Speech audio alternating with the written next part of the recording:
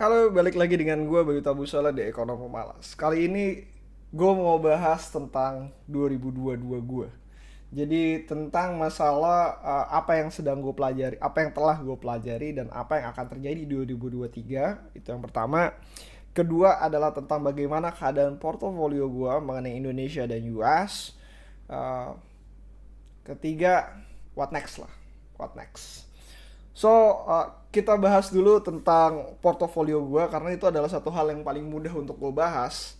Uh, jadi kalau misalkan gue akhirnya bikin satu buah Excel sendiri untuk tiap tahun di mana gue harus melakukan namanya tracking terhadap pertumbuhan gue. Kenapa gue menggunakan Excel ini, menggunakan XIRR? Karena hampir tiap tahun uh, ada yang terjadi namanya transaksi jual beli saham di mana itu gue mengeluarkan uang tersebut untuk digunakan. Ya, gue nggak punya privilege untuk apa ya, menggunakan hanya dari uang gaji gue sendiri, tapi gue harus menggunakan uang dari pasar modal untuk membiayai satu dan lain hal. Jadi itu yang terjadi dan sehingga gue harus melakukan tracking terhadap apa yang dikeluarkan di pasar modal tersebut, sehingga XRR membantu gue untuk melihat men-track portofolio gue terhadap pengeluaran ataupun top up terhadap pasar modal di pasar modal tersebut.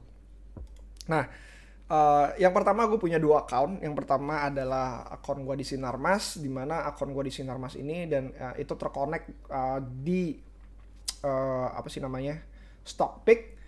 Kalian bisa lihat akun itu tuh sendiri, itu adalah akun yang hampir sama menurut gua dengan apa yang ditransaksikan oleh para investor gua sendiri. Jadi itu adalah akun yang sama. Akun kedua itu adalah di iPod, di mana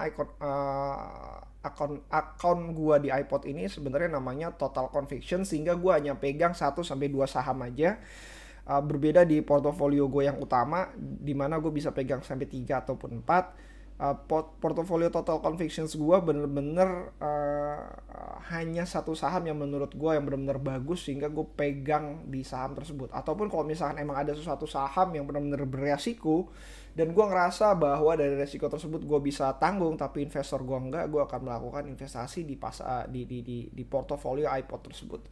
Kenapa gue nggak connect ke Stockpick? Karena gue nggak bisa bertanggung jawab terhadap isi dari portofolio tersebut. Dan itulah yang terjadi sekarang. Nah, kalau misalkan ngelihat dari portofolio gue, kalau misalkan kalian ngelihat di Stockpick, mungkin kalian bisa ngelihat portofolio return gue kurang lebih sekitar 20% something lah.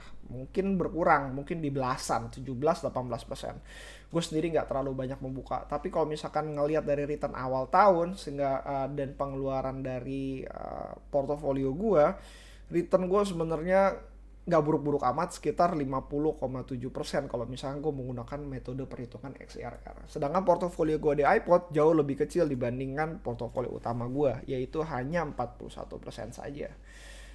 Kenapa?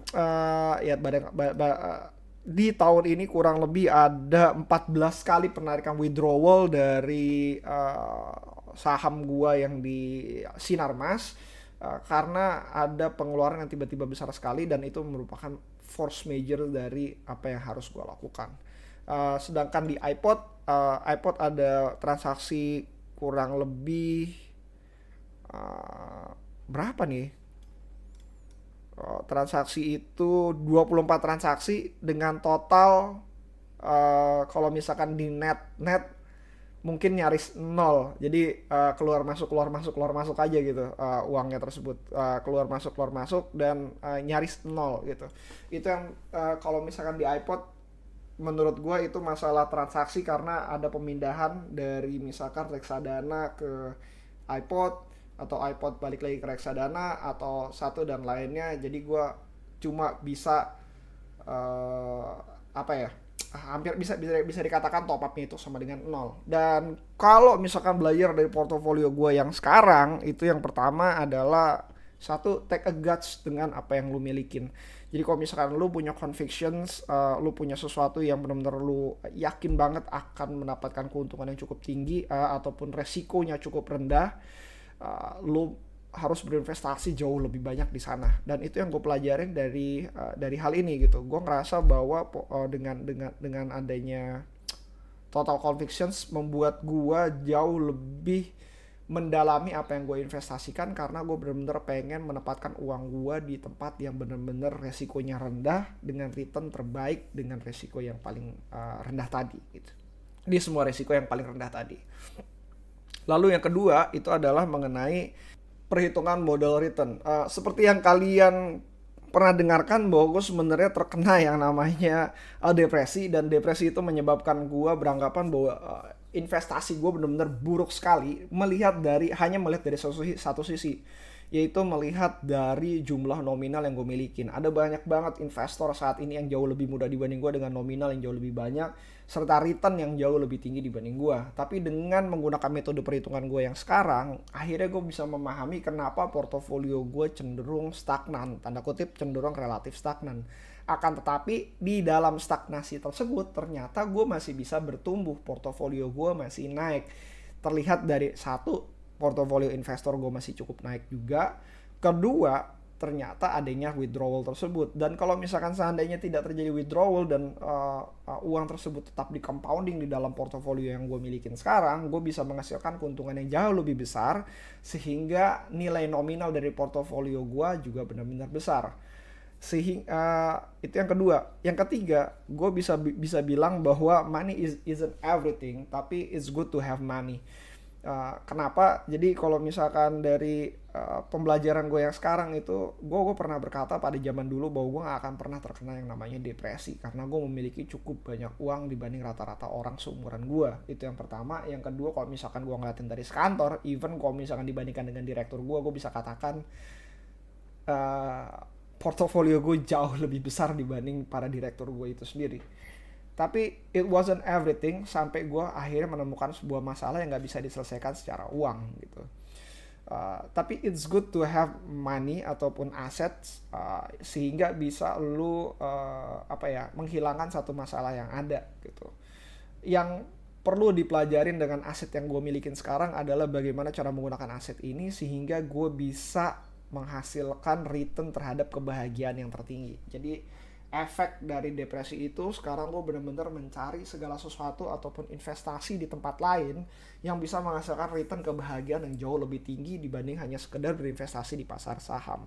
Jadi gue mulai berinvestasi di resiko di sebuah perusahaan yang jauh lebih berisiko, nggak ada di pasar modal. Gue berinvestasi kepada project, gue berinvestasi kepada teman-teman gue yang sedang membangun bisnisnya, karena gue pengen menghasilkan sesuatu return kebahagiaan yang jauh lebih baik dibanding hanya sekedar dengan saham. Selain itu, it's good to know to have anything outside stock market yang bisa membantu kalian untuk berpikir jauh lebih jernih, karena dengan berinvestasi di beberapa hal tersebut kalian bisa mendapatkan exposure terhadap sesuatu yang berbeda, seperti misalkan masalah legal, masalah bagaimana project itu bekerja. Even sekarang gue mendanai satu perusahaan yang sudah IPO dan perusahaan tersebut tengah membangun jaringan bisnisnya, dan kebetulan project dari teman gue ini adalah yang membangun project-project tersebut, sehingga gue punya exposure terhadap yang sebenarnya hampir mengenai portofolio utama gue. Returnnya nggak terlalu besar, tapi gue jauh lebih bahagia, gue jauh lebih tenang terhadap apa yang gue milikin, dan mudah-mudahan gue bisa mendapatkan keuntungan yang jauh lebih baik lagi di masa mendatang ya. So that's it, itu yang gue pelajarin dari portofolio investasi gue. Gue bakalan bikin satu ini take, jadi bear with me karena gue malas untuk nge-cut. Yang kedua adalah tentang masalah yang gue pelajarin di 2022 di luar dari pasar modal. Di luar dari pasar modal gue beranggapan bahwa gue belajar banyak hal banget. Jadi kalau misalkan mengenai depressions, mengenai apa yang harus gue lakukan, mengenai masalah kesehatan mental dan segala macam, gue belajar jauh lebih banyak. Tapi gue bakalan rangkum hal ini tentang kalau misalkan kalian mengalami kesehatan mental. Jadi yang perlu kalian lakukan adalah cari teman untuk ngobrol, dan kalau bisa datang ke profesional, karena profesional sendiri ternyata tidak terlalu mahal atau masih bisa dijangkau oleh BPJS. Dan kalau misalkan kalian mau bayar sendiri, harganya pun kalau misalkan kalian ngeliat di Halodoc itu nggak terlalu mahal lah gitu. Bukan terlalu mahal sih, masih terjangkau, di bawah 100.000. di bawah 100.000, ada yang di bawah 100.000. Gue sendiri masih menggunakan yang harganya 135.000 per sesi, dimana hanya 30 menit di luar obat. Dan obatnya sendiri gue ngerasa pengeluaran gue hanya sekitar 400.000 untuk 2-3 bulan obat gue, karena gue sebenarnya cenderung bukan tingkat yang paling tinggi lah gitu. Dan gue akan kembalikan lagi bahwa perbedaan antara psikolog terhadap psikiater adalah seperti ini menurut gua. Ini hanya menurut gua. Kalau kalian butuh perbaikan mental, hanya perbaikan mental, dan kalian masih bisa bear terhadap apa yang kalian kerjakan, terhadap terhadap masalah yang kalian hadapi, datang aja ke psikolog. Tapi kalau kalian butuh kecepatan tinggi, kalian udah pengen bunuh diri dan segala macam, segera datang ke psikiater. Kalian akan diberikan obat sehingga bisa membantu kalian untuk berpikir jernih kembali. Dan kembali lagi, selain itu, dan unfortunately gua baru aja melakukan perubahan habit yang benar-benar membantu gua mungkin di awal Desember. Jadi benar-benar di akhir tahun ini, yaitu dengan cara berlari, dengan cara baca buku audiobook yang benar-benar positif, dengan mengganti semua aktivitas gua, bagaimana cara gua approach terhadap dunia, dan mengganti pola pikir gua sendiri, sehingga gua mudah-mudahan kedepannya tidak akan jatuh lagi ke dalam jurang depresi ataupun anxiety. Dan itu yang gua pelajarin, bahwa apapun yang kalian masukkan ke dalam pikiran kalian itu akan paid off di masa mendatang secara long run. Dan gue bisa bilang bahwa depression, anxiety ataupun mental yang kesehatan mental yang kalian hadapi sekarang itu bener-bener bukan hasil dalam sekejap mata. Sama layaknya terhadap investasi, itu adalah apa yang kalian masukkan ke dalam pikiran kalian, apa yang terjadi terhadap, bagaimana respon kalian terhadap apa yang terjadi terhadap kalian. Dan itu compounding hampir setiap hari, lalu berefek hingga ketika sudah tidak bisa lagi ditampung oleh apa yang kalian kerjakan. So apparently ketika kalian sehat, ini adalah saatnya kalian untuk berinvestasi kepada mental kalian. Bagaimana cara memasukkan hal-hal yang positif ke dalam pikiran kalian, sehingga mudah-mudahan tidak terjadi lagi di kedepannya. Layaknya apapun yang terbaik dari investasi, kerjakan sebelum terjadi.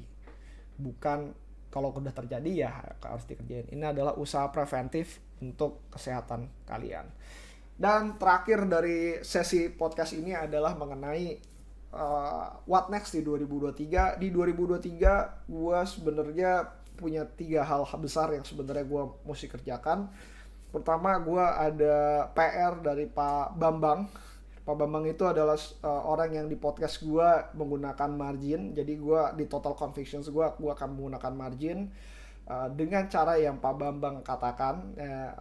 Walaupun approach sedikit berbeda dengan Pak Bambang, tapi gue benar-benar akan mengerjakan apa yang dikerjakan oleh Pak Bambang, sehingga mungkin portofolio gue akan berlipat ganda. Dan let's say kayak apakah hasilnya sama dengan portofolio gue di US? Oh iya, portofolio di US gue hilang setengah, dan itu hanya yang bisa gue kerjakan sekarang. Mungkin lain waktu gue akan ngobrolin tentang portofolio US gue lagi. Jadi kalau misalkan kita akan lihat apakah hasilnya sama dengan portofolio US gue hilang 50% tersebut, atau mungkin lebih baik lagi. Itu yang pertama gue lakuin. Yang kedua adalah gue mau coba set hustle again. Walaupun banyak banget dari set hustle gue yang benar-benar salah dan gagal, tapi ya it's okay. It's good to know that you do something and then you fail and then you learn and then you try again. Jadi gue berharap gue bisa mendapatkan keuntungan yang jauh lebih baik, ataupun jalan yang lebih bagus dengan apa yang gue lakukan kerjakan sekarang. Jadi gue ada satu set hustle. Yang ketiga adalah gue akan coba untuk fokus. Tetap aja gue ekonom pemalas. Gue akan fokus akan gue taruh beberapa podcast gue di YouTube, dan mungkin dengan approach yang berbeda, dan mungkin juga akan ada beberapa video yang ada di YouTube dan mungkin gak akan ada di podcast gue. Let's see. Karena media tersebut jauh lebih baik kalau misalkan emang ada visualnya. Jadi gue kerjasama dengan temen gue untuk melakukan rearrange dari podcast gue untuk ditaruh di YouTube gue. Dan hopefully kita bisa konsisten karena ini adalah pekerjaan 2 orang di mana gue menghasilkan konten dan temen gue benar-benar melakukan editing terhadap konten tersebut sehingga bisa masuk YouTube. Pekerjaannya mudah, tapi butuh konsistensi sih sebenarnya sih. Oke. So, that's it. Let me know tentang 2022 kalian dan apa yang akan kalian kerjakan di 2023. Kita bisa bahas hal tersebut di Instagram gua, DM aja di